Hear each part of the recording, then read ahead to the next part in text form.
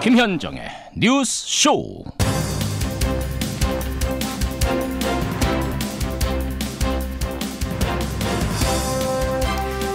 12초의 악수 그리고 140여 분간의談判. 결과는 비핵화와 평화정착에 첫 발을 뗀 겁니다. 애청자 여러분 안녕하십니까. 어제 싱가포르에서 열린 북미 정상 간의 만남. 첫 발 떼는 정도로는 만족하기 어려운 거 아니냐. CVID 구체적인 언급이 없었다는 점에선 아쉽다. 이런 목소리도 나옵니다만 실은 이게 역사상 첫 만남 아니겠습니까?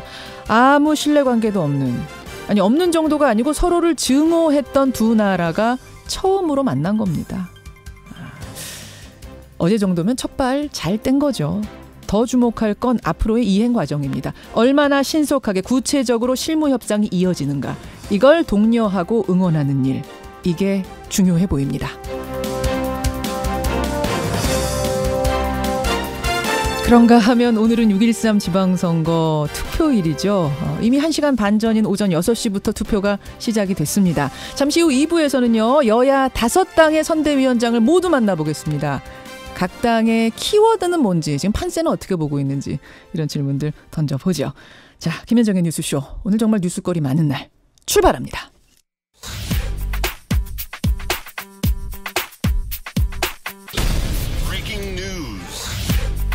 김현정의 뉴스쇼가 주목한 오늘의 포인트 김정훈 기자 나와 있습니다. 어서 오세요, 김 기자. 네. 첫 포인트. 어제 싱가포르 회담 정리 좀 해봐야죠. 영화와 같던 5시간이었습니다.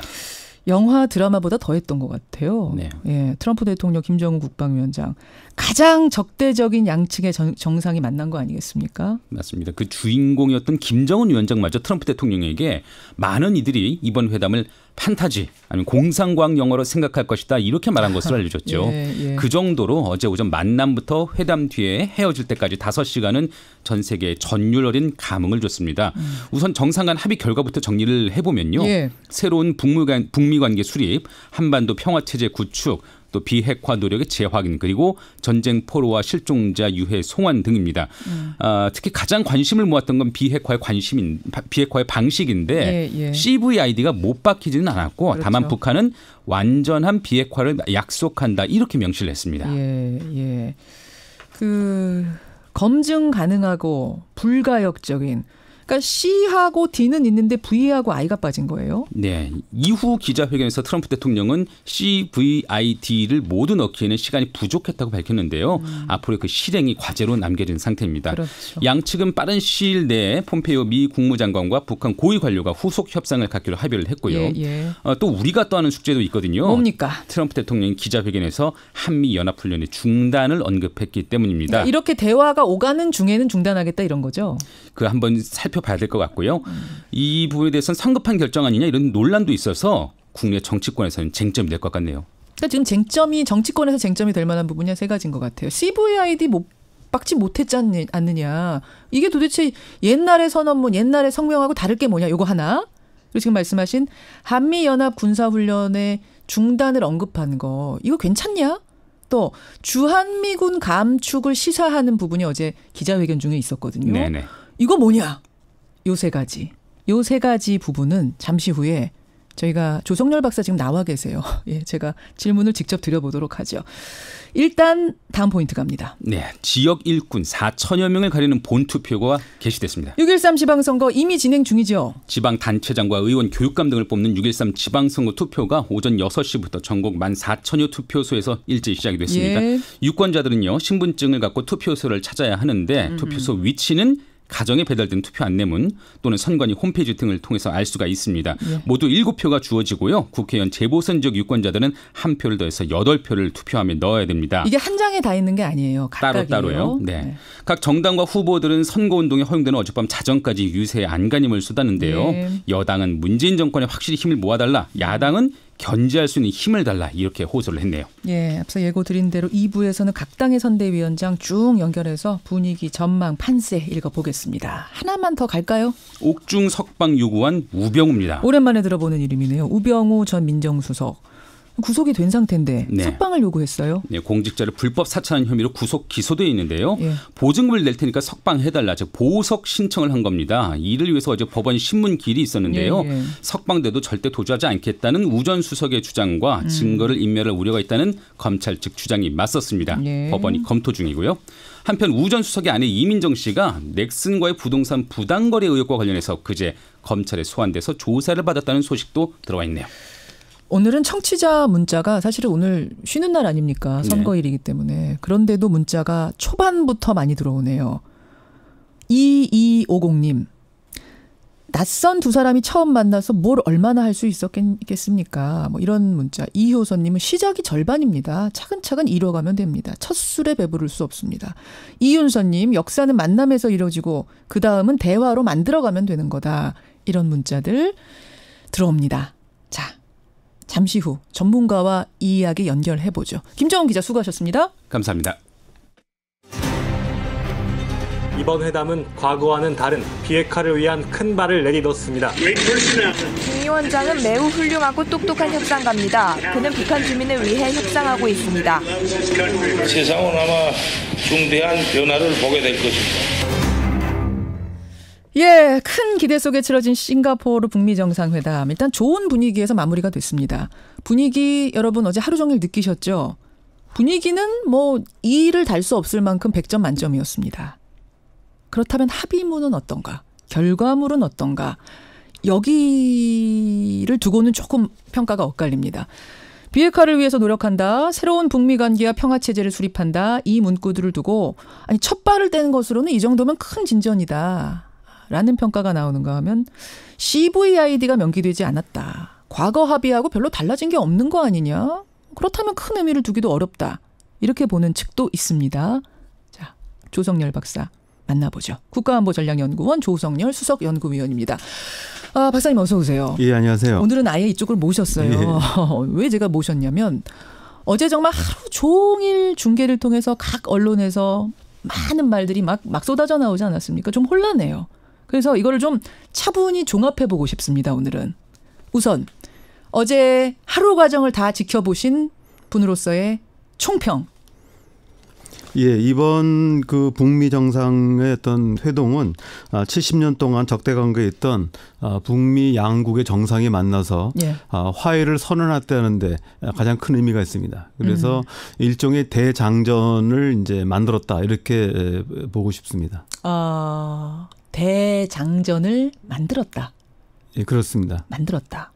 근데 이제 그 만들었다라고 지금 말씀을 하셨는데 부족한 거 아니냐 이 정도면? 아니 CVID 가지고선 끝까지 그렇게 씨름을 했는데 결국 못 넣네?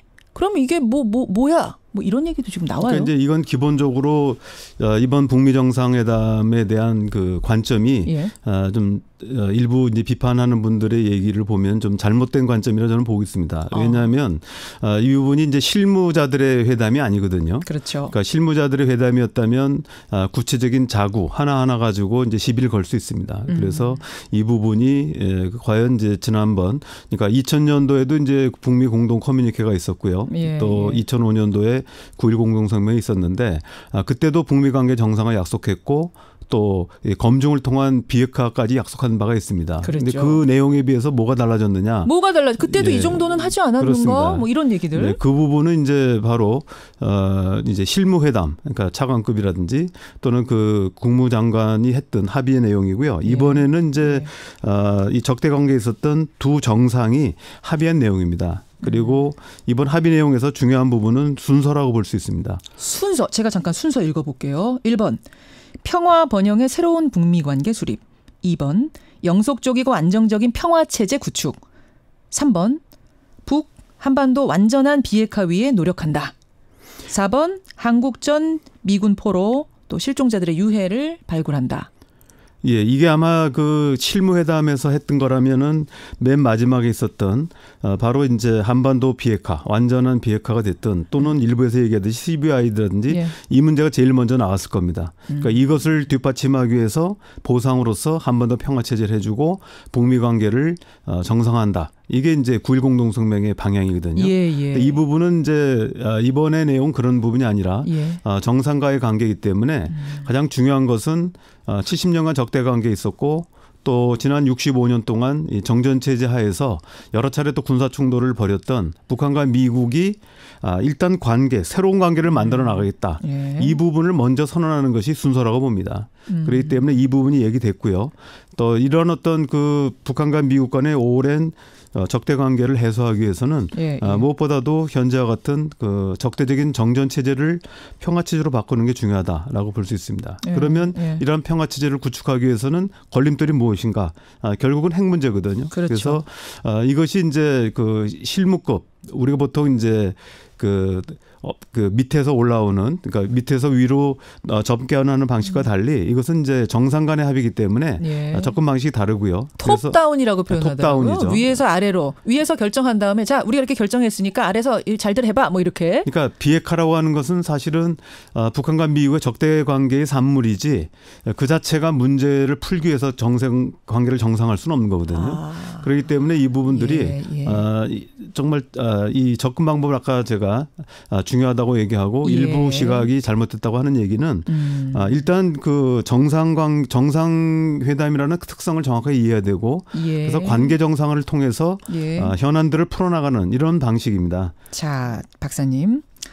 사실은 오늘 신문 여러분 오늘 뭐 쉬는 날이니까 꼼꼼하게 못 보셨을 텐데 저는 쫙 다 봤습니다.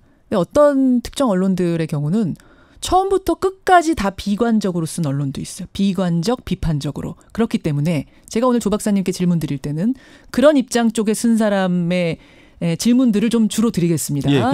그게 좋을 것 같습니다. 뭐 좋은 얘기만 계속하는 것보다 그런 질문 드릴게 답을 주세요. 그러면 자, 정상 간의 회담이기 때문에 이 정도 포괄적으로 나오는 게 지금 맞다고 하셨어요. 뭐 이 정도면 만족할 만하다. 그러면 왜 CVID를 명기하느냐 마느냐 가지고 그렇게 끝까지 그 전날 밤까지 실무진들이 물밑 협상했는가? 이게 좀 의문으로 남거든요. 지금 보면은 그 지난번 이제 그 뉴욕하고 또 워싱턴에서 회의할 때 보면 이 폼페이오 국무장관과 김영철 통전부장 앞에 놓여 있는 거는 이제 사실 종이 몇 장밖에 없었습니다. 반면에 썬킴 필리핀 대사하고 실제로 협상의 실무 책임자죠. 그리고 북한의 최선희 그 외무성 부상의 경우는 서류 보따리를 잔뜩 들고 갔었거든요. 그리고 이제 어제 그제죠. 미국의 중요 관계자가 우리 측하고 이제 그 비공개를 전제로 해서 한 인터뷰 내용을 보면은 실제로 3월 31일 폼페이오하고 또 앤드류 김 CIA 그 코리아 미션 팀장이 평양에 갔을 때 요구 목록을 엄청나게 두꺼운 요구 목록을 제시했다는 얘기가 나옵니다. 그리고 또 어제 트럼프 대통령이 이제 기자회견에서 밝힌 내용들 하나하나 풀어내는 걸 보면은 상당히 구체적인 얘기까지 논의가 된 걸로 지금 보이고 있습니다. 그렇게 보여요. 기자회견 잘 들어보세요, 여러분. 그래서 일각에서는 혹시 부속 합의서가 있는 것이 아닌가 했는데 뭐 실제로는 부속 합의서는 아니고요. 자, 이 부분에서 제가 잠깐 부연 설명하자면 어제 어떤 얘기가 나왔냐면 합의서가 3개다. 3개다라는 얘기가 쫙 돌았었어요. 근데 우리한테 공개한 건 하나지만 2개가 더 있다라는 얘기야. 뭐 지금 그 부분 얘기하시는 거 그렇습니다. 아니에요? 실제로 장면을 보면은 한 번 사인한 게 아니라 여러 번 사인했거든요. 그래서 뭐가 있는 거 아닌가라고 하는데 사실은 이제 왜 제가 이 말씀을 드리냐면 1994년 제네바 기본 합의 때도 공식으로 발표된 건 하나밖에 없었지만 컨피덴셜이라고 해가지고 이제 일종의 이제 비공개 그 합의문이 있었습니다. 그래서 이 부분은 아주 세부적인 이행 문제를 다루고 있었거든요. 근데 이 부분에 그 실체를 알고 있었던 사람이 당시에는 거의 없었습니다. 그 합의문 원래 그 공개적인 합의문에 보면은 상당히 이제 벙벙한 큰 틀에 포괄적인 그런 얘기밖에 없었고 그러나 실제 그 비공개 합의문을 보면은 세부적으로 정말 이게 불신 관계에 있다는 걸 바로 여실히 느낄 정도로 상대방이 반발 나가면 나도 반발 나가고 한 발 나가면 한 발 나가고 그래서 완전한 이제 행동 대 행동을 담는 이런 그 비공개 합의 각서가 있습니다. 사실은 제 2007년도에 쓴 책에 부록에 들어 있습니다만 그래요. 이번에도 그래서 그런 문제들이 있고 또 특히 이제 그 트럼프 대통령이 기자회견에서 밝혔던 여러 뜻밖의 세부적인 얘기들이 많이 나왔거든요. 예를 들면 어떤 거 들리셨어요? 예를 들면 아까 제 얘기하셨던 그 한미 군사 연습을 중단한 문제라든지 또는 주한미군에 대한 여러 가지 검토 가능성 문제, 그다음에 이제 제재 문제는 해제하지 않겠다라든지 그러나 여건이 만들어지면 검토할 수 있다. 그래서 사실은 실제로 우리가 궁금했던 내용들인데 이 부분들이 기자회견에서 나온 걸로 봐서는 실제로 보면은 트럼프 대통령이 이쪽 전문가가 아니기 때문에 실무진에 논의했고 이 부분 학습하지 않았으면 대답할 수 없는 부분이거든요. 그럼 다시 제 질문으로 좀 정리를 해보자면 합의문에는 VI가 빠진 채 지금 포괄적으로 벙벙하다는 표현하셨는데 그렇게 지금 표현이 돼서 야 이거 너무 부족한 거 아니야라고 할지 모르지만 뒤에 지금 있을지 모르는 두 장의 다른 이행 문서 혹은 또 문서화되지 않았더라도 논의 과정에서 상당 부분까지 얘기가 됐을 것이다. 구체화가 됐을 것이다라고 보시는 거예요. 예, 그렇습니다. 실제로 합의 문제에서는 이제 예를 들면은 어떤 카테고리에서 만약에 10개를 담아야 되는데 7, 8개는 합의되고 2, 3개가 합의가 안 되면 사실 전체를 추상화해서 목록에 담을 수는 없거든요. 그러니까 VI를 딱 대표 합의문에 담지 못했지만 VI 근처까지 지금 가고 있거나 이 정도로 아마 보면 그 돼요. 부분 때문에 이제 폼페이오 국무장관이 6월 12일 전날인 6월 11일 날 밤에 기자회견을 자처해가지고 과거에 없었던 새로운 방식으로 체제 안전 보전 해주겠다.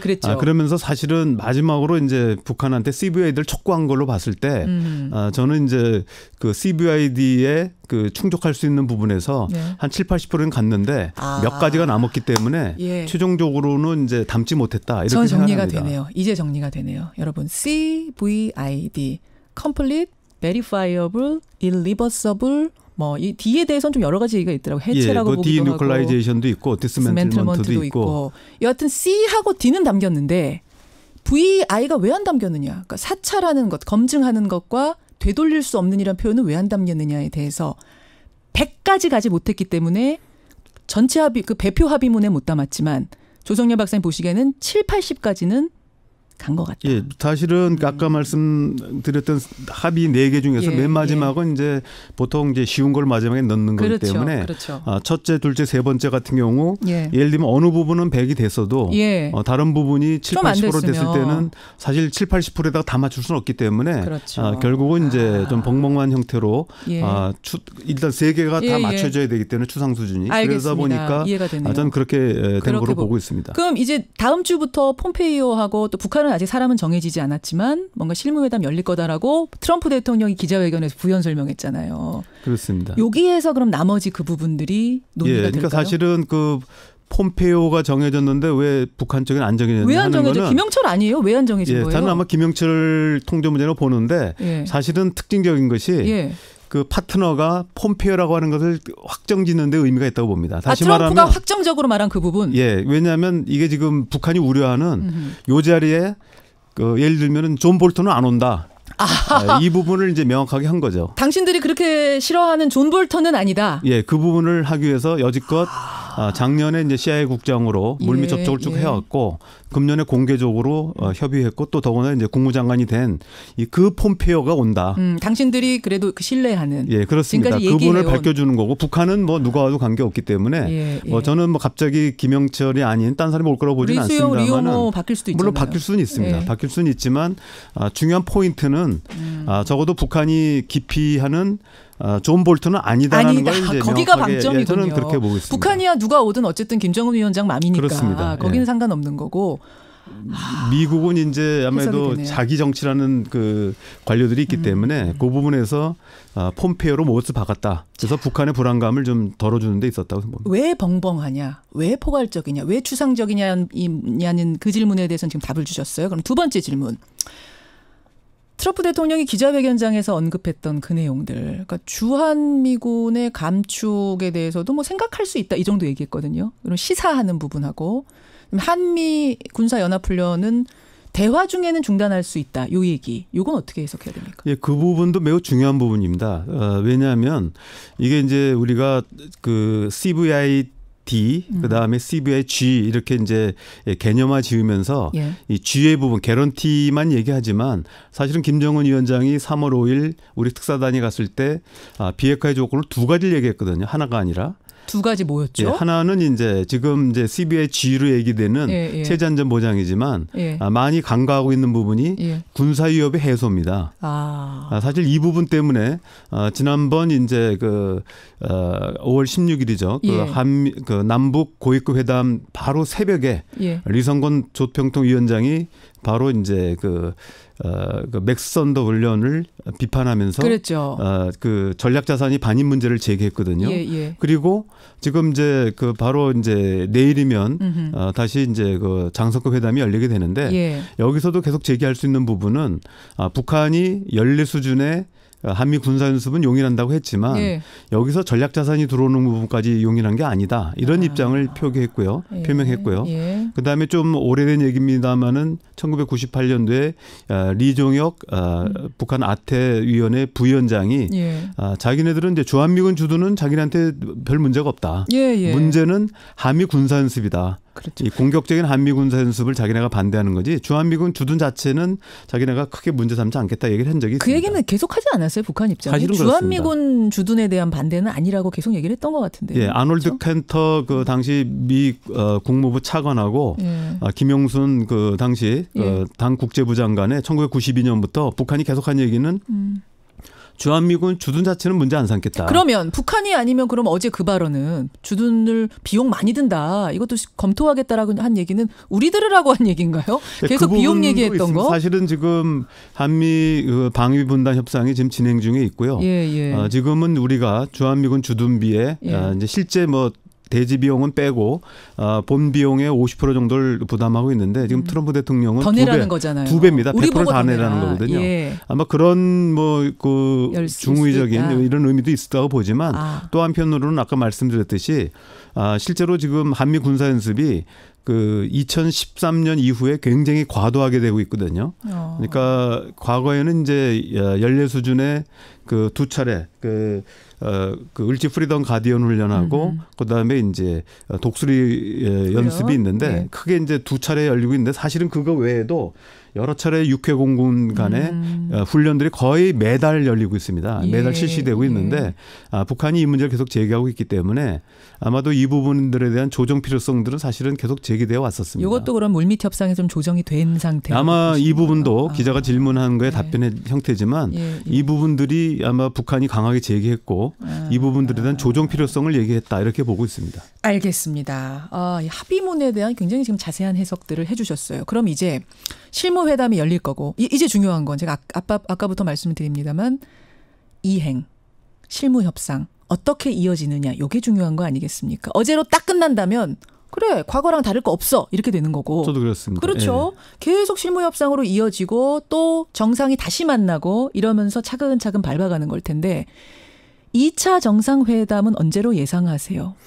지금 이제 아까 그거에 앞서서 하나 좀 말씀드린다면 이번에 합의문에 보면은 First Historical Summit이라는 단어가 나오거든요. 다시 말하면 이번 정상회담은 유일한 게 아니라 첫 번째다. 그렇죠. 첫 번째 역사적인 정상회담 얘기를 하고 있기 때문에 다시 말하면 이제 두 번째, 세 번째를 예고하고 있고요. 사실 트럼프 대통령이 그 전에도 이 얘기를 했습니다. 했었죠. 그렇기 때문에 중요한 부분은 이제 언제 열릴 것인가 하는 부분인데 트럼프 대통령이 그 이후에 얘기하는 것을 보면 워싱턴 백악관으로 초청하겠다는 얘기를 했고요. 또 한편으로는 또 김정은 위원장은 평양으로 오라고 평양으로 오라고 하는 이런 부분이 있습니다. 형님 먼저 아우 먼저 누가 먼저 가는 겁니까? 글쎄 그거는 좀 더 이제 실무적으로 검토를 해야 되겠지만 저는 뭐 크게 문제가 없다고 보고요. 뭐 오히려 그 트럼프 그 대통령이 평양을 간다면 좀 더 모양이 있지 않을까 생각합니다. 알겠습니다. 시간이 훌쩍 갔는데 많은 분들이 듣고 보니 이해가 간다. 그런 배경으로 이런 합의문이 나온 거구나라고 문자들 보내주고 계시네요. 여러분 어떻게 느끼셨습니까? 여러분 문자 받으면서 조성열 박사님과는 여기서 인사를 드리죠. 고맙습니다. 예, 감사합니다. 국가안보전략연구원 조성열 수석연구위원이었습니다. 유재광님, 걱정과 우려 섞인 보도가 나오는군요. 하지만 핵 폐기 의지를 확인한 것만으로도 성공적이지 않았나 생각합니다 하셨고 5277 정선환 김두환님 등등 많은 분들이 사실은 만남 자체가 어마어마한 변화 아닙니까? 첫 만남 아니었습니까? 이런 문자들 보내주셨어요. 이효선님, 코로나님 등등은 사실 궁금했던 부분이었다. 왜냐하면 지금 계속 비판의 질문들이 나오거든요. 거기에 대한 굉장히 친절하고 자상한 설명 잘 들었다는 문자들 고맙습니다. 유들만님, 최종익님 등등은 투표 저보고 했냐고 물어보셨는데 저 말씀드렸잖아요. 사전투표 안 했습니다. 안 했고요. 오늘 할 겁니다. 2부에서 선대위원장들 쭉 만날 거거든요. 마음을 정해보죠.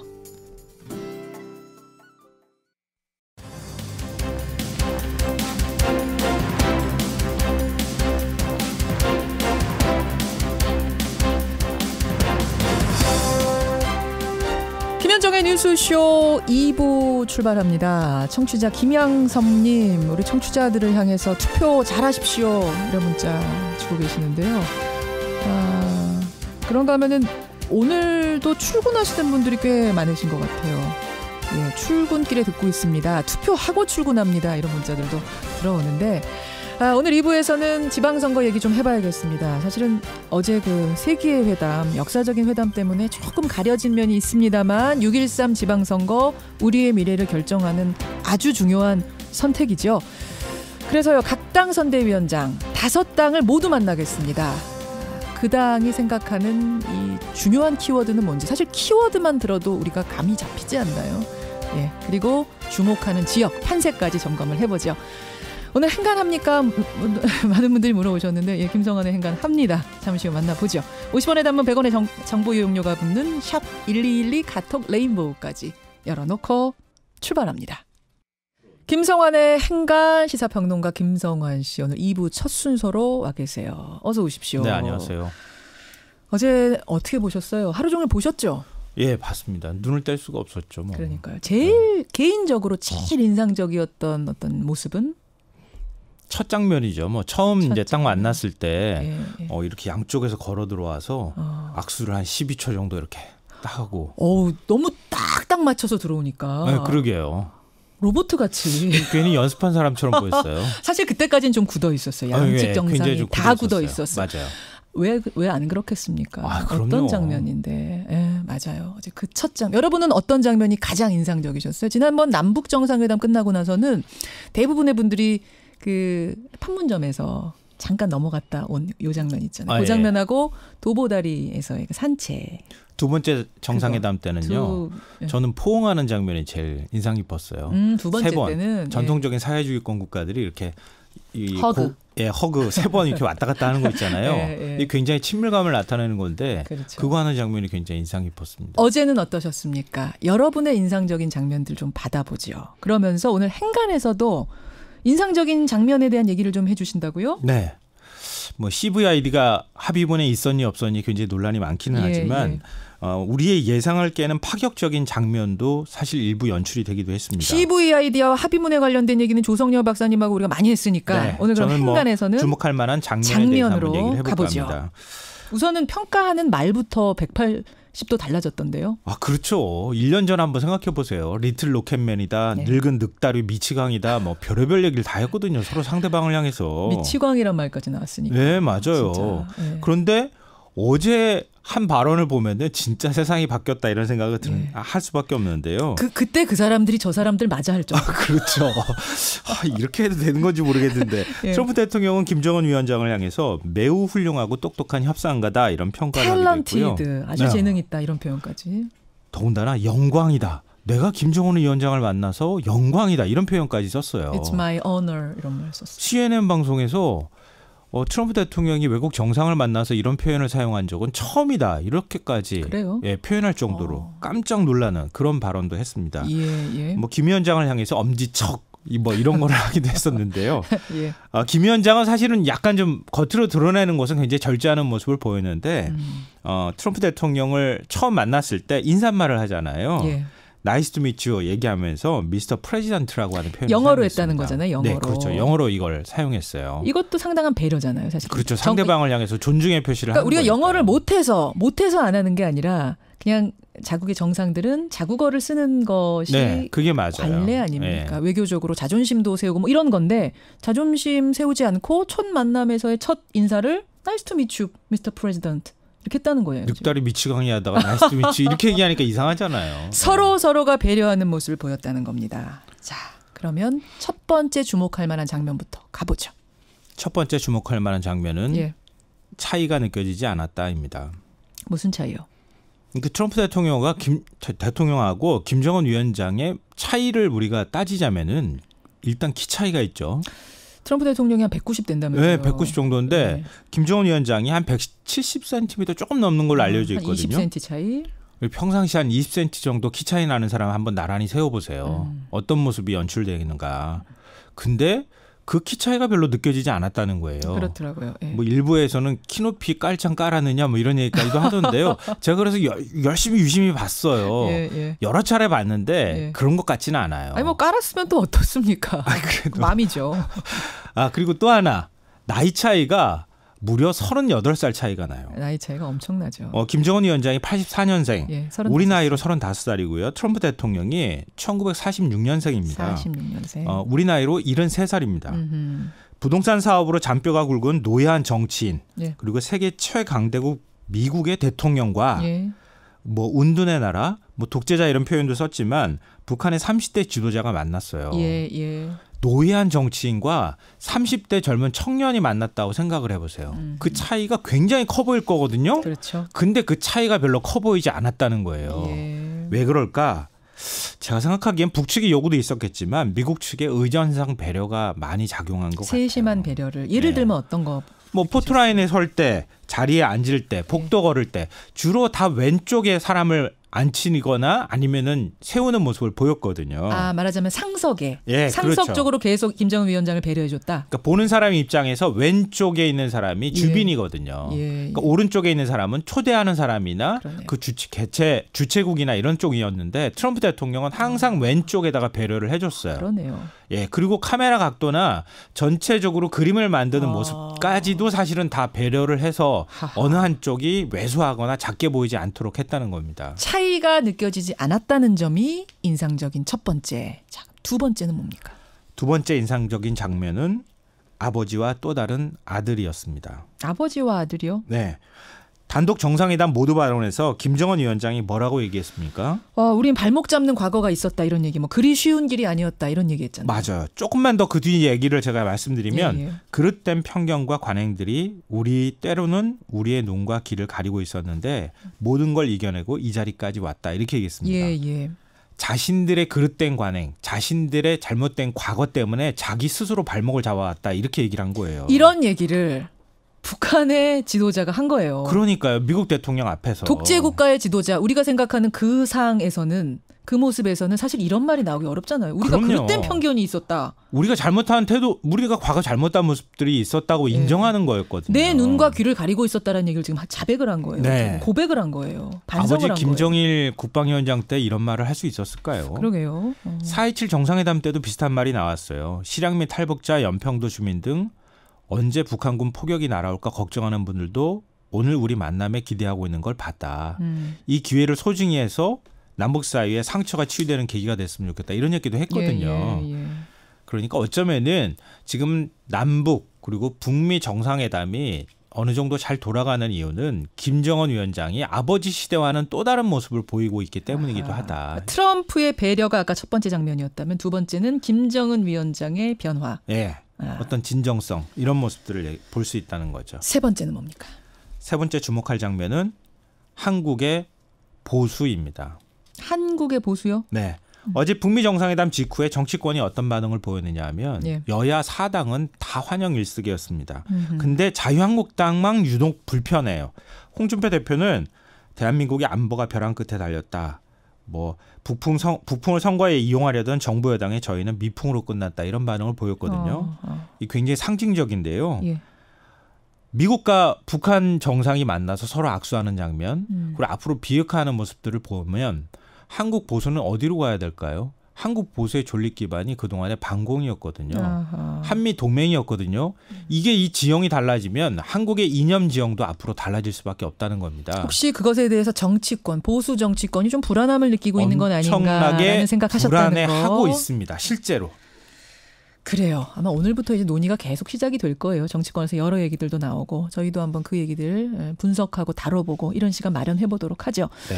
문자 많이 들어옵니다. 어제 최고의 장면, 여러분들이 생각하시는 최고의 장면 국기가 이렇게 어우러져 있는 장면. 남해경님은 그게 제일 멋있었다 하셨고 4200님은 서로 마주보면서 악수하는 장면에서 소름 돋았다 하셨고요. 왕지한님은 내 책상에 핵 버튼이 있다라고 했던 그 문구가 갑자기 떠올랐다. 맞아요. 김정은 위원장이 그 얘기했던 거. 네. 많은 분들이 다양한 장면들을 얘기하고 계시네요. 예, 고맙습니다. 김성환 씨 수고하셨습니다. 네, 고맙습니다.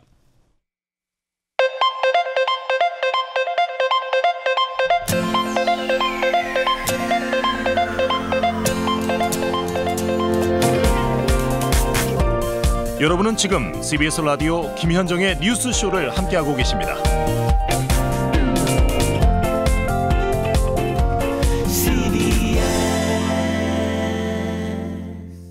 예, 오늘 6월 13일 이제 선거 얘기를 좀 해야겠습니다.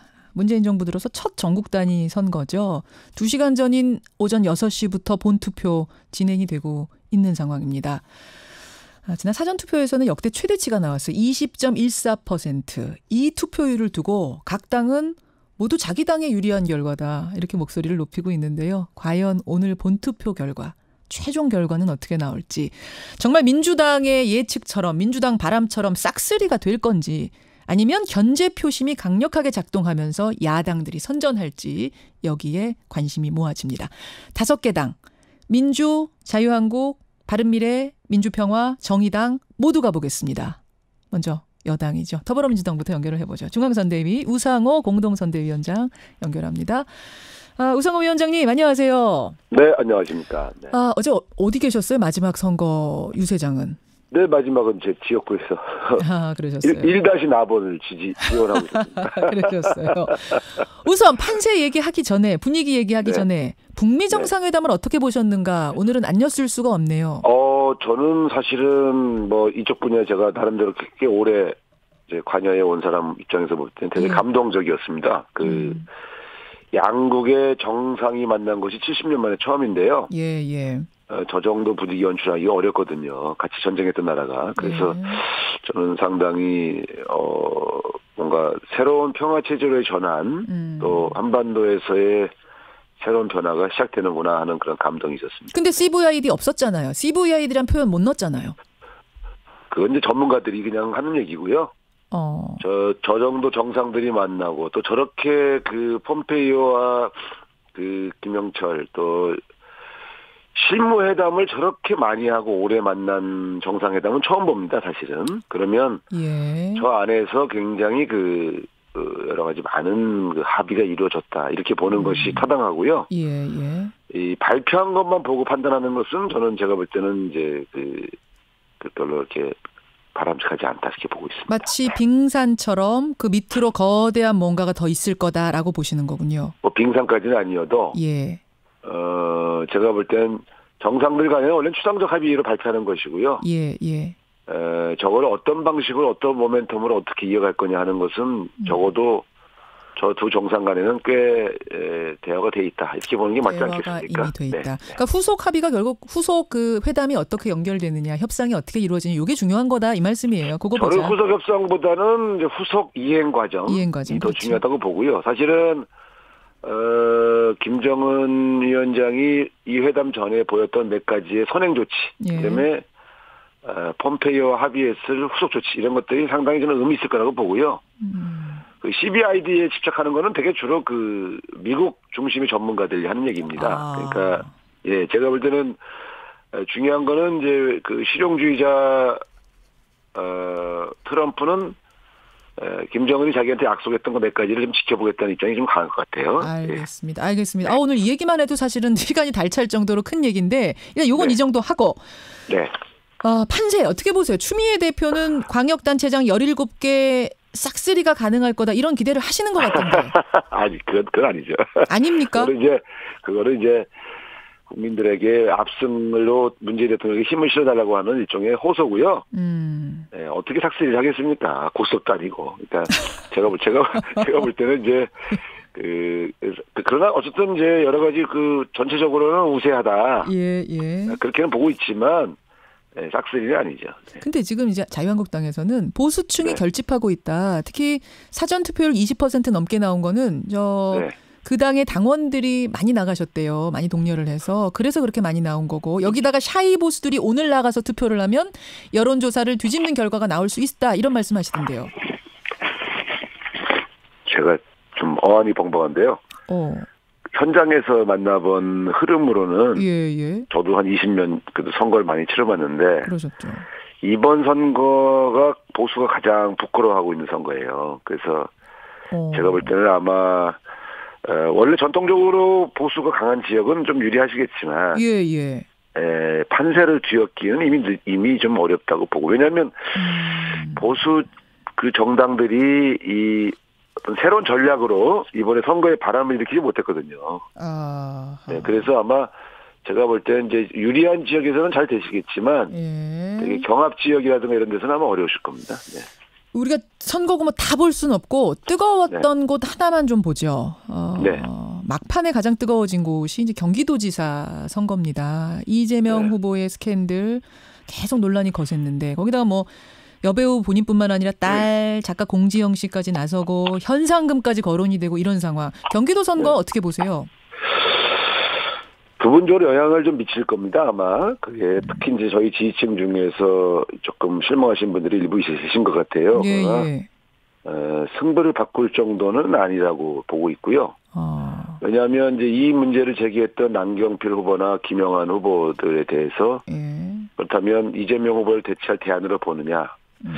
제가 볼 때는 아마 그런 건 아닌 것 같습니다. 실망한 지지층은 분명히 있지만 그렇다고 해서 다른 사람, 남경필 후보 뭐 이런 사람 찍겠는가 하면 아니라고 한다. 그쪽으로 가는 분위기는 아닌 것 같아요. 네. 그런 면에서 그래요. 그럼 또 한 저 관심 지역 좀 보죠. 대구라든지, 그러니까 뭐 TK라고 하죠. 이쪽 지역까지도 민주당이 가능성을 보는가 어떻습니까?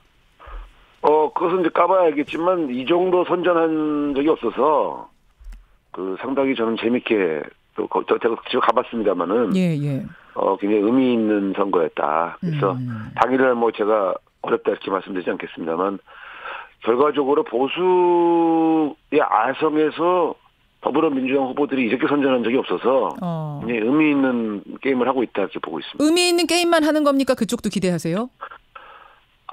모든 선거는 저희가 다 기대하지만 그러나 쉽지 않은 승부다 이렇게는 분명히 말씀드릴 수 있죠. 알겠습니다. 지금 청취자 질문이 하나 들어왔는데 바른미래당 김영환 경기지사 후보가요. 이재명 후보가 당선이 되더라도 끝까지 이 문제를 짚겠다, 추궁하겠다 이런 얘기를 했거든요.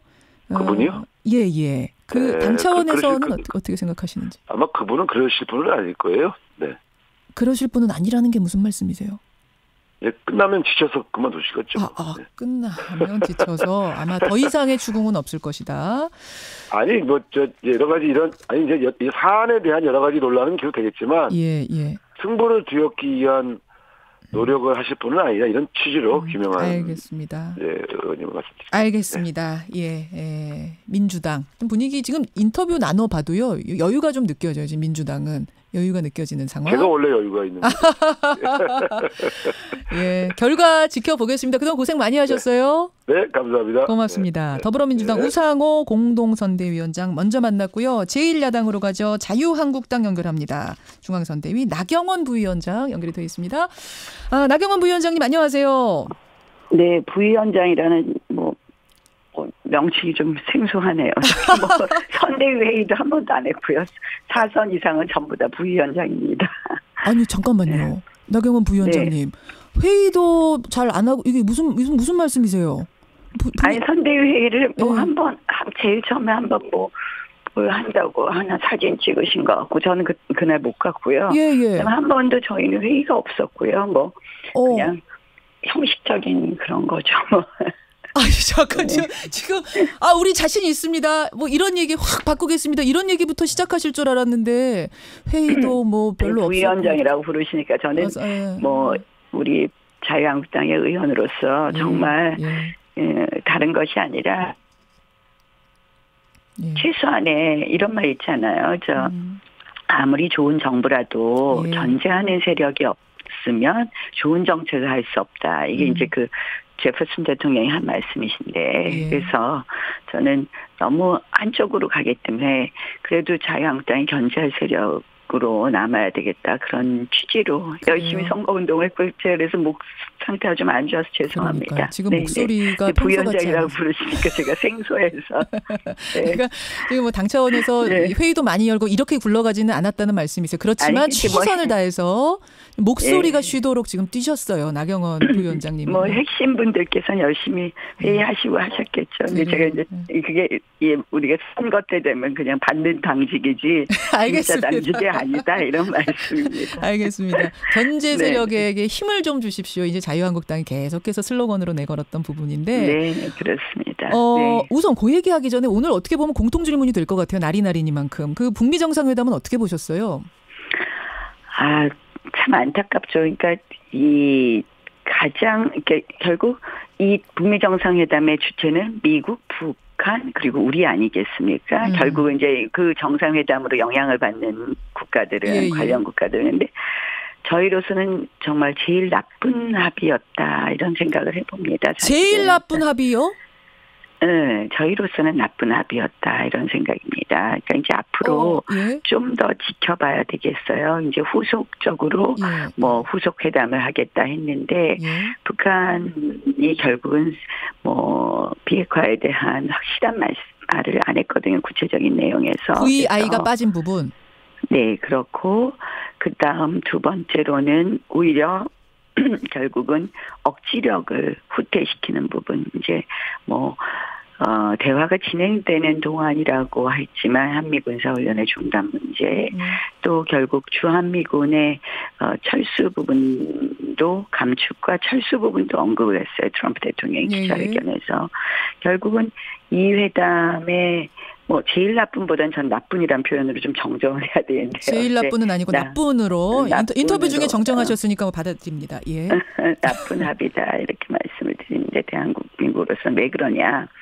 북은 어쨌든 일단 뭐 북미 정상회담 한 거 자체가 본인들한테 포인트가 된 부분이 있고요.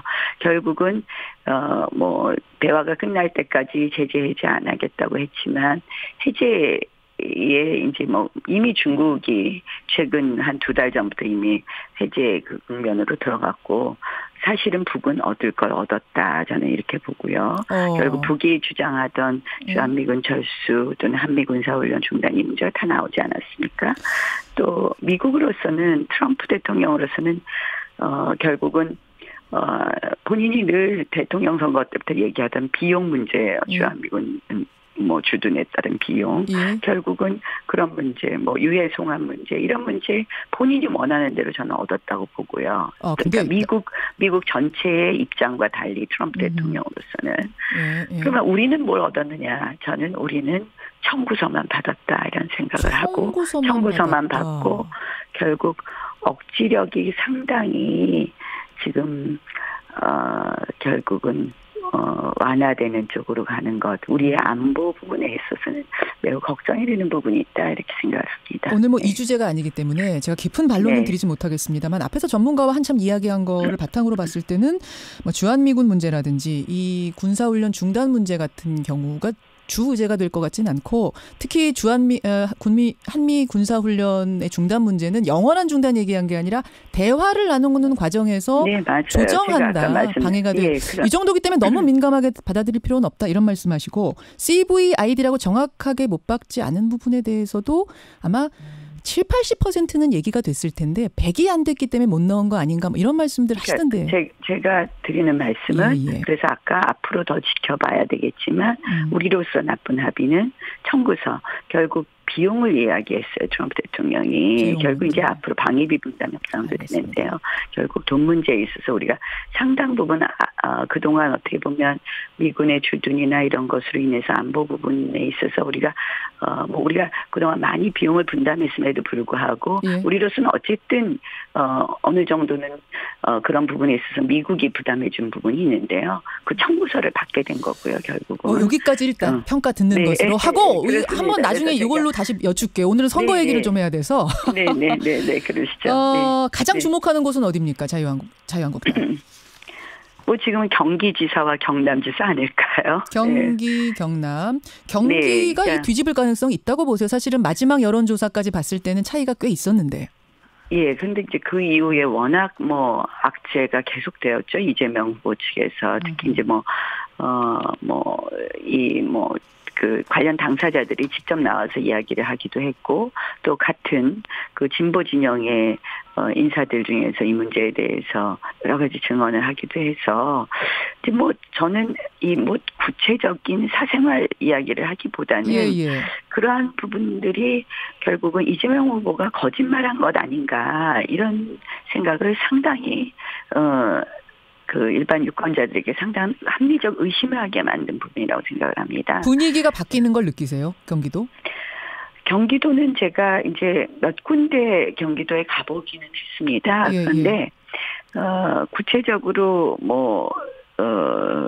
사람들이 그 부분에 대해서 좀 이건 아닌데 하는 건 있지 않나 이런 생각을 하는데 제가 뭐 유세장의 분위기를 갖고 확 와닿는다 이렇게 말씀드리는 건 사실은 맞지 않을 것 같아요. 근데 그 이부망천 발언 정태욱 전 대변인 정태욱 의원 이부망천 발언이 있어가지고 사실은 이 변수도 상당히 컸거든요 마지막에. 뭐 정말 죄송하게 생각하고요. 뭐 본인은 그런 뜻은 아니지 않았을까 이런 생각도 하면서 어쨌든 잘못된 것이고 그래서 이제 탈당을 했어요 정 의원은. 그래서 뭐 또 이제 그런 부분도 정말 죄송한 말씀이지만 어쨌든 그거는 후보자 자신은 아니었고요. 또 탈당을 했고 또 이쪽은 후보자 자신이기 때문에 이걸 뭐 똑같이 비교하시지는 않지 않나 이런 생각도 해봅니다. 예. 오늘 선거 끝나고 이제 내일부터는 아마 정계 개편 얘기가 본격적으로 나올 것 같아요. 네. 어떻게 생각하세요? 어떻게 재편될 거라고 관측하세요? 결국은 이제 오늘 선거 후에 우리 당 내에서도 여러 가지 이야기가 나오겠죠. 뭐 선거하면서 제일 어려웠던 것 중에 하나가 이 당이 아직도 변하지 않았다. 또 반성하지 않았다 이런 이야기들이시거든요. 그래서 그 당의 변화 또 어떻게 보면 좀 그런 여러 가지 쇄신 변화 뭐 이런 이야기들 목소리들이 터져 나올 거라고 생각합니다. 홍준표 대표에 대한 책임론 강하게 나올 거라고 보십니까? 저는 뭐 6석 이상이냐 아니냐 뭐 그런 5석이었나요? 9석 맨 처음에 얘기하셨죠. 뭐 처음에는 뭐 5석인가 6석 얘기하셨던 것 같아요. 그러다 나중에 9석까지 가셨는데 저는 뭐 선거 결과와 상관없이 이제 그동안 선거 때는 우리가 모두 다 힘을 합쳐서 뭐 누구나 정말 우리가 그래도 견제할 힘을 달라. 너무 이 정권의 너무 여론조사 지지율도 좋고 너무 한쪽으로 가면 너무 나라가 바르게 갈 수가 없거든요. 그래서 외쳤지만 선거 끝나고는 모두들이 이제는 뭐 선거 결과와 상관없이 우리가 많이 얻었든 적게 얻었든 당의 변화를 이야기할 것 같습니다. 그렇게 보시는군요. 이것도 할 얘기가 굉장히 많은데 나 의원님 선거 끝나고 한번 제대로 모실게요. 네, 오늘 말씀 이 목소리가 너무 안 나와서 너무 죄송해요. 이해합니다. 고생 많이 하셨어요. 고맙습니다. 네, 고맙습니다. 네. 자유한국당의 선대위 부위원장 맡았던 나경원 의원. 제1야당이고 또 아까 그 북미 정상회담 조성열 박사와 반대되는 의견을 내시는 바람에 제가 조금 더 시간 배정해서 얘기 들었다는 거 여러분들께 말씀을 드립니다. 바른미래당으로 바로 가보죠. 박주선 바른미래당 선대위원장 연결합니다. 박주선 위원장님 안녕하세요. 예, 안녕하세요. 예, 바른미래당은 마지막 어디서 하셨습니까? 저는 어제 광주권에서 했었습니다. 광주권에서 분위기 어떻게 보세요? 글쎄 아무래도 이게 민주당 바람이 좀 세긴 한데요. 또 광주는 또 민주화 성지고 또 광주 정신이 좀 있어서 민주주의를 건전하게 발전시키려면은 권력에 대한 또는 여당에 대한 건전한 비판과 합리적인 견제가 좀 필요하다. 그런 식으로 이야기를 하게 되면 수긍을 하고 동의를 해주신 분들도 꽤 많이 있다고 생각합니다. 그러셨군요. 좀 긍정적인 기운을 받고 오셨어요. 네. 오늘 뭐 공통 질문이고 또 앞에서 나경원 한국당 의원이 굉장히 비판적인 나쁜 회담. 제일 나쁜 회담이라고 하셨다가 제 이름 빼셨습니다. 나쁜 회담이라고 평가한 그 회담에 대해서 바른미래당은 어떤 입장인가 궁금합니다. 그 나쁜 회담이라고 할 수는 없죠. 좀 아쉬움은 있는 회담이지만 한 술에 뭐 배부르겠습니까? 적대적 관계에 있는 양국 정상이 만나가지고 합의를 이뤘다는 것은 굉장히 역사에 남을 일이고 세계적인 참 사건이라고 저는 그렇게 봅니다. 문제는 지금부터 이행을 어떻게 착실히 해나가느냐, 얼마나 빨리 하느냐, 얼마나 안전하게 하느냐 문제인데 정상회담에서 한 번 만나가지고 몇 시간 만에 이런 내용이 다 합의를 한다는 건 어려운 일이죠. 그렇죠. 그러나 적어도 타임테이블이라든지 로드맵 같은 거 좀 있었으면 하는 아쉬움은 좀 남긴 합니다만 또 그전에 김정일, 김일성 시대에 핵과 관련된 합의가 백자가 되고 그러다 보니까 이것도 또 그렇게 되는 게 아니냐 하는 우려는 있는데 그래도 양국 정상 특히나 한반도 비핵화의 최종적인 회담 당사자고 한 사람들이 만났기 때문에 저는 일단 기대를 해봅니다. 기대해본다. 자, 정리하자면 민주당은 지금 아까 전에 아주 좋은 회담이었다 말씀하셨고 자유한국당은 나쁜 회담이다 하셨고 바른미래당은 유보적인 입장 혹은 기대한다 이 정도? 아니 기대하고 환영하고 기대합니다. 기대한다. 앞으로 기대한다. 앞으로가 중요하다. 뭐 이런 정도 정리하면 되겠군요. 네. 자, 바른미래당이 제일 주목하고 계시는 지역은 어딘가요? 아무래도 저는 서울시장을 좀 주목하고 있습니다. 서울시장 근데 단일화는 안 됐잖아요. 안철수 후보, 김문수 후보. 그건 단일화가 될 수가 없죠. 이제 서울시가 그동안에 쌓였던 여러 가지 문제가 많이 있고 그다음에 서울 시민의 민주 또 선거에 대한 의식과 수준이 굉장히 높은 것이기 때문에 또 자유한국당이라는 평가가 어떠한 것은 국민들께서 다 시민들께서 알고 계시니까 단일화 개념이 없이 자유한국당을 대신할 대안정당이 어디냐. 더불어민주당을 견제를 해야 되는데 견제를 했을 때 그 대안정당이 어디냐 하는 측면에서는 바른미래당이 선택을 받지 않을까 이렇게 저희는 관측을 하고 있습니다. 근데 단일화가 될 리가 없죠. 지금 그러셨는데 단일화 작업을 했잖아요. 안철수 후보 측하고 김문수 후보 측하고 만나기도 하고. 김문수 씨는 단일화를 하자고 그랬지만 안철수 씨는 단일화가 인위적 단일화는 없다. 그냥 사퇴해라. 확장력이 없지 않느냐. 그러니까 단일화의 의미가 그런 의미. 그렇죠. 그리고 저희들은 자유한국당을 적폐 세력이고 부패 세력이기 때문에 청산과 내지는 배제 세력으로 보니까 우리가 같이 인위적 단일화를 해가지고 연대 연합을 해가지고 똑같이 한국당을 하는 것은 있을 수 없는 일이고. 저희는 민주당이나 자유한국당이나 진보나 보수의 대안정당으로 출발한 정당이기 때문에 인위적 또 정치공학적 단일화는 할 수가 없습니다. 단일화 어쨌든 이런 논의 포기하라 못한다 이런 얘기가 나오는 와중에 어떤 얘기가 나왔냐면 김문수 후보 측에서 당대당 통합 얘기를 꺼냈습니다. 김문수 후보뿐만 아니라 김무성 의원, 그러니까 자유한국당의 아주 중진이죠. 김무성 의원은 일찌감치 통합 얘기를 꺼냈고요. 선거가 끝나면 분열된 보수를 통합시키고 보수를 재건하겠다. 여기에 대해선 우리 박주선 대표님은 어떻게 생각하세요? 있을 수 없는 일입니다. 대한정당으로 출발했고 지금 수구 구태 보수는 소멸을 시키고 청산해야 될 그런 상황이라고 저희들은 판단하고 있기 때문에 자유한국당과는 단일화도 안 되지만 연합 더더욱이 통합은 생각도 못 해봤습니다. 꼭 일본 사람들이 독도 우리 땅인데도 불구하고 자기네 땅이라고 억지로 주장한 것처럼 그 사람들은 우리하고 DNA도 혈액형도 완전히 다르기 때문에 같이 할 수 없는데 같이 한다 하는데 그것도 일본 사람이 독도 땅 주장하고 똑같은 얘기. 일본의 독도 주장하고 같은 겁니까? 자유한국당에서 바른미래당 통합 얘기하는 건? 그렇죠. 근데 거기에 또 DNA가 비슷했던 분들도 계시잖아요. 물론 박주선 대표님은 아니시지만 자유한국당하고 같이 했던 분들 계시죠.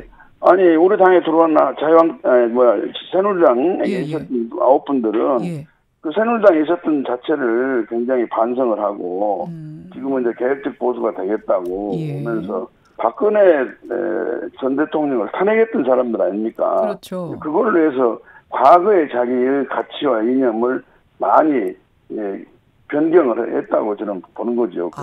알겠습니다. 그런 의미로 통합 얘기 좀 하지 말아라. 다당제 지켜주십시오. 지금 그 얘기하신 거예요. 그렇습니다. 알겠습니다.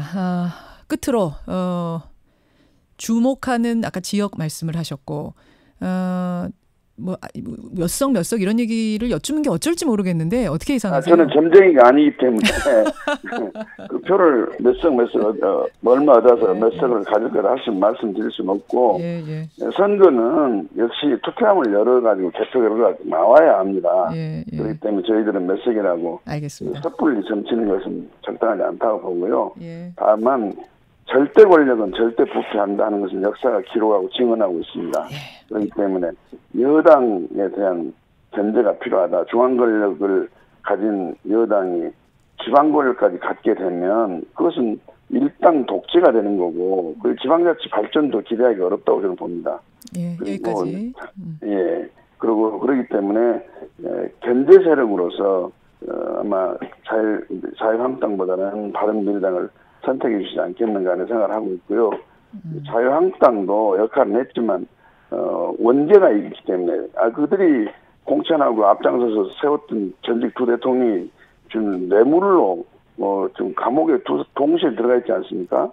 여기에 대해서 심판을 하지 않는다면 앞으로 뇌물을 받아도 좋다 하는 것이 돼버리지 않겠어요? 여기까지 말씀 좀 들어야 되겠습니다. 박주선 선대위원장님 고생 많이 하셨어요. 고맙습니다. 감사합니다.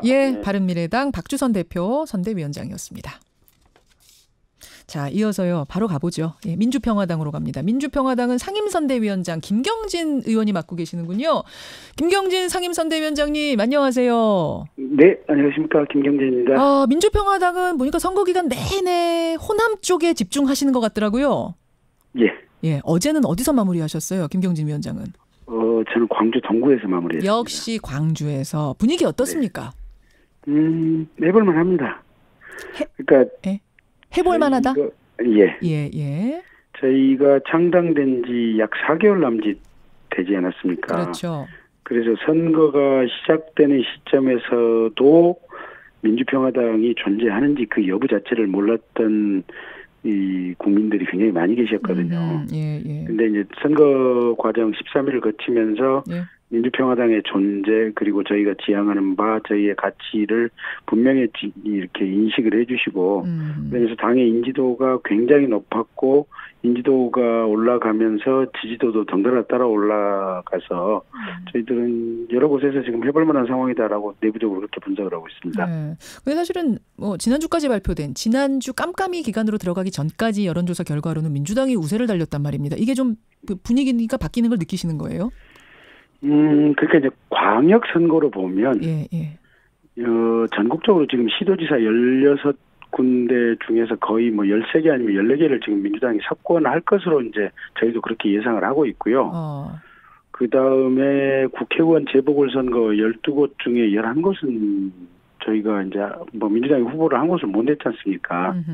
그래서 그 11곳도 민주당이 석권할 것이라고 이제 저희도 그렇게 이제 예상은 하고 있는데 그것보다도 기초자치단체장 선거, 그다음에 도의원, 군의원, 또 광역시의원, 구의원 이런 의원 선거에서 저희들이 이제 얼마만큼 유의미한 득표를 하느냐 이제 이 부분이 관건인데. 기초선거 쪽. 기초선거는 저희들이 쭉 보다 보니까 굉장히 할만한 상황이다라고 지금 저희들이 그렇게 느끼고 있습니다. 그렇게 느끼세요. 그런 분위기 속에서 선거운동 마무리. 일단 공통질문 빠뜨렸네요. 북미 정상회담에 대한 평가 짧게 잘 됐고요. 근데 다만 조금 아쉬운 게 이제 불가역적인 또 검증 가능한 이런 문구들이 안 들어가 있고 구체적인 타임 테이블이 이제 명확하게 합의문에 안 들어가 있어서 사실은 좀 절반의 성공 아니냐라는 아쉬움은 있는데 그럼에도 불구하고 사실은 여기서부터라도 뚜벅뚜벅 출발을 해야만 한반도의 전체적인 비핵화가 평화체제 정착이 가능하기 때문에 큰 틀에서는 긍정적으로 보고 있고 그다음에 두 번째는 어제 이제 트럼프 대통령께서 발표하신 내용 중에 전체적인 뉘앙스는 문헌으로 문자로 합의는 안 됐지만 물밑에서 정상 간에 이렇게 구두로 합의된 부분은 상당히 있다라는 이런 뉘앙스여서 결국은 두 정상 간에 또 이제 이 관계되는 국가들 간에 얼마만큼 실천 의지를 가지고 가느냐 실천 의지 그래요. 가지라고 보고 있습니다. 앞으로의 이행 과정이 중요하다. 역시 이 부분에 방점 찍으시는군요. 알겠습니다. 이제 내일 선거 끝나고 나면 그 다음에 대해서도 생각을 해봐야 될 텐데 예. 5당 체제 그대로 갈까요, 김경진 의원님? 글쎄요, 이제 제일 저희가 보기에 방금 이제 박수선 의원께서는 뭐 그럴 리 없다라고 얘기하는데 저희가 보기에는 자유한국당과 바른미래당 통합 가능성이 굉장히 높다고 보고 있거든요.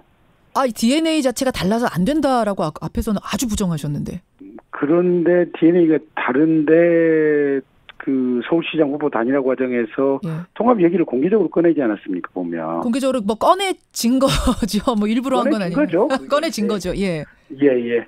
그 정도라면 DNA가 과연 다른지, 그다음에 이제 그 당의 그 바른미래당의 주류 세력이라는 게 있지 않습니까? 예. 근데 박주선 대표 같은 경우는 바른미래당의 주류 세력이라고 할 수는 없죠. 결국은 주류 세력들이 자유한국당과 바른미래당의 통합을 자주 언급하고 그걸 염두에 두고 있는 이 언동을 한다면 저희들은 통합 가능성이 굉장히 높다고 보고 있고요. 예. 그랬을 때 그러면 바른미래당 내 소수 세력인 박주선 의원 또 그다음에 이제 김동철, 주승용 이런 분들이 이제 민주당에서 가신 분들, 네, 민주평화당으로 되돌아올지 이제 그런 부분들 저희가 좀 주목해서 봐야 될 것 같고요. 오시라고 지금 초청장 내미시는 거예요? 예, 그렇습니다. 저희가 볼 때는 통합될 거라고 보고 통합이 된다면 그분들은 그 당에 계속 있기는 어렵다고 보기 때문에. 그러세요. 뭐 박주선 의원님, 주승용 의원님, 김성철 의원님 빨리 그냥 저희 민주평화당으로 돌아오시라라고 저희들이 그냥 공개적으로 요청을 드리는 겁니다. 근데 정계 개편 바람이 막 불기 시작하면 민주평화당도 아직 뿌리가 깊지 않기 때문에 막 흔들릴 텐데요. 거기가 또 어딘가에 흡수될 가능성은 없겠습니까? 저희는 내부적으로 이제 분명히 하고 있는 게 문재인 정부의 성공을 위해서 협치 연정까지는 가능하겠다. 예. 근데 통합에 대해서는 당 내부에서 전혀 생각한 바 없다라고 하고 저희들 내부적으로 그렇게 의견을 모았습니다. 그래. 거기 바른미래당하고 근데 같은 얘기 같은 들리는데 또 뭐 바람 불기 시작하면 또 모르는 건 아닙니까? 글쎄요, 뭐 그렇게 질문을 하시면 제가 뭘 대꾸를 못 하겠지만 어쨌든 지금 이 순간에 저희 의원들 민주평화당 의원들이 이심전심으로 가지고 있는 생각은 또 지금까지 의정 활동을 해왔던 방향성은 문재인 정부 성공을 위해서 연정 협치 얼마든지 가능하다. 하지만 통합 통합에 대해서는 우리가 다당제와 정당의 견제와 균형에 관한 구도 이런 부분을 선거 과정에서 누차 얘기를 해왔는데 그러면 저희가 저희 얘기를 스스로 부정하는 얘기입니다. 알겠습니다. 예, 여기까지 말씀 듣도록 하죠. 하여튼 고생 많이 하셨고요. 오늘 고맙습니다. 예, 고맙습니다. 네, 민주평화당의 선대위원장 김경진 상임선대위원장 만났습니다. 정의당 가겠습니다. 정의당 상임선대위원장 이정미 대표, 이정미 위원장 만나보죠. 이정미 위원장님 안녕하세요. 네, 안녕하세요. 정의당은 젊은 분들이 많은 곳에서 눈에 많이 띄던데요? 뭐 그런 것뿐만 아니라 전국 곳곳을 누비고 다녔습니다. 목소리 좀 가라앉으셨어요. 네네. 그래요. 일단 분위기 어떻습니까? 판세. 일단 자유한국당에 대해서는 확실히 마지막 심판하겠다 이런 분위기는 분명히 있습니다. 보니까 보수층조차도 이 화해평화의 길을 여는데 이 재뿌리는 막말이라든가 부천 인천 시민들에 대한 모욕을 주는 막말 정치에 대해서는 이제 확실하게 염증을 느끼셨고 퇴출돼야 된다 이런 분위기 느꼈고요. 더 중요한 것은 지금 이 더불어민주당이 너무 긴장 안 하고 무사한 일주의에 빠져 있는 것이 아니냐.